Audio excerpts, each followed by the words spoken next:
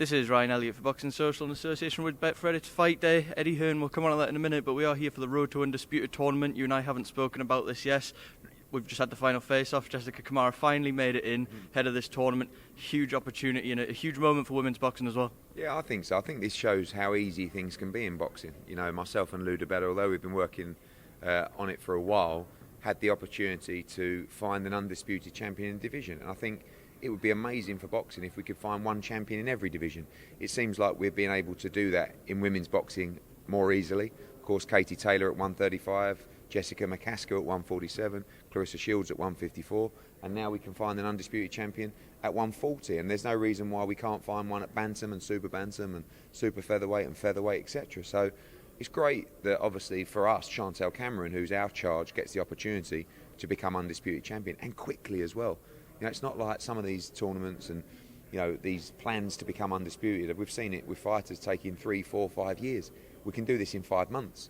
And it's going to be a really good series of fights, particularly Chantel Cameron, Mary McGee at the O2 card on October 30, and Reese Kamara, which will probably land on the Demetrius Andre card in Providence.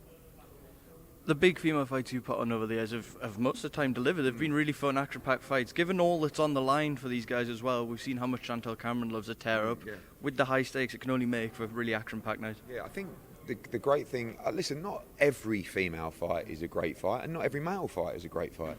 But generally, the fights at the top of the tree are great fights, and you see that time and time again with the female code. Cameron against McGee will be an absolute cracker. Chantel Cameron's always in great fights, and so will Reese Kamara, because there's a lot on the line. I thought it was really interesting. You know, Mary McGee in the press conference yesterday said, I used to box for $100 a round, right? And now she's making a lot of money to be in this tournament, and she's going to change her life, and if she wins the whole thing, then she's really going to change her life. And it's so good to see people who have been grinding, been hustling behind the scenes on small hall shows get opportunities like this. And it's not about them being thankful, but you can, when you see how appreciative someone is to get an opportunity like this, especially when they deserve it, it is a nice feeling. And you know they're going to give it their all.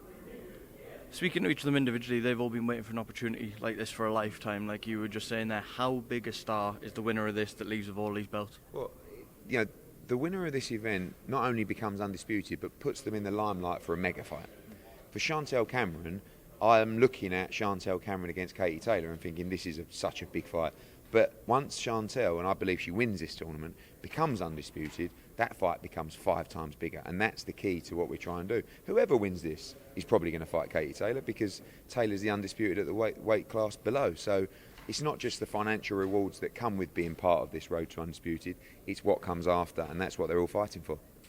Eddie, just a couple on the fight tonight before I let you go. Appreciate you've been a very busy man this morning. I didn't catch you after the face-off yesterday. We spoke before. Got pretty lively in there. Did that just sort of whet the appetite? What was going through your head watching them two up there? I'm so excited about tonight. Like, I haven't been this excited about a show for a long time.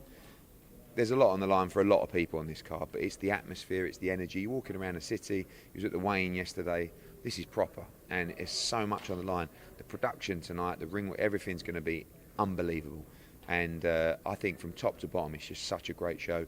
We can go there tonight and just enjoy a night of proper boxing. And we need to keep producing cards like this to keep the level of interest in proper boxing. And that's what we're trying to do. I was with Mauricio Lara last night in his hotel room. He was in really good spirits, but he was also absolutely certain that he's stopping us even quicker this time round. At some point, is Josh Warrington going to have to stand and fight? I tell you, it's very worrying because they are so confident. I mean, I was with these guys last night, JC, who I work with a lot, and I said, you know, what do you think? And they're like, oh, Ed, he will walk through. And I'm like, and I said, no, Josh is up for this. Josh is really up for this. I said, he's much better prepared. Eddie, he will walk through. I mean, almost an air of overconfidence and arrogance, you know. I believe Josh Warrington wins the fight, but yes, it's going to be really difficult. He can't just box and move and run around the ring. He is going to have to engage at times, and that's when it's going to be very difficult to do. So it's just a seat of your pants fight non-stop, and fingers crossed he does the business. Final one before I let you go. Chris Eubank Jr. has been in the headlines again overnight, saying that he wants to come back to super middleweight at some point and fight Canelo Alvarez. Yeah. Is that a fight that interests you if Canelo's undisputed champion later this year? I mean, look, he has spent his lifetime fighting champions. I think he'll fight anyone. I don't think he looks at Chris Eubank and thinks that's a fight that interest me, but I don't know. I mean, he's not, Chris Eubank's not going to fight Sven Elbir and then get a fight with Canelo Alvarez. But if Chris gets in some big fights and wins, why not? But he's got a long way to go. Eddie, thank you as always, speaking to Boxing Social.